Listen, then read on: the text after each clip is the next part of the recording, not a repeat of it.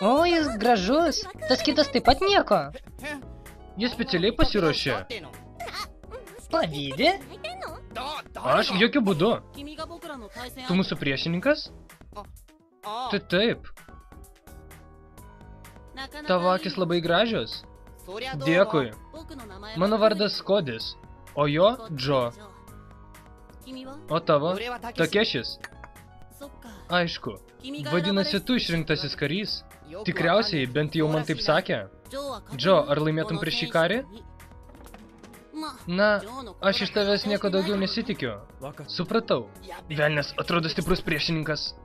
Jei galva pirmas ėjimas mano, jei uodega tavo.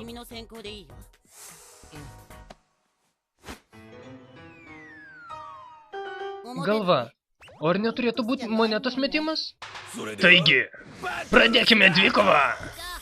Viską palieku tau, Džo. Gerai.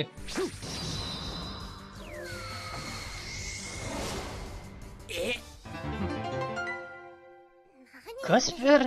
Vėl tas kostiumas. Kažką netai padariau? Dieve mano, tu visą dėvi keistus rūbus. Puolu? Koks čia puolimas?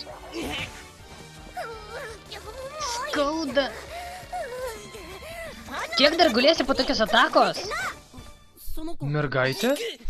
O ne, Tai mano figūrėlė. Figūrėlė? Taip, toks mano hobis. Ar ji nemela?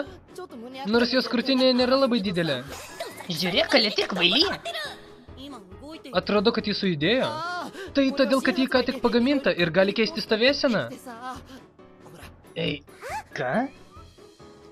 atsistokė keletą gražių stovėsenų. Gražių stovėsenų?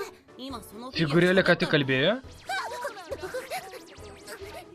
Kodėl aš tai turiu daryti? Visada supyksta. To betrūko. O ji tikrai pikta.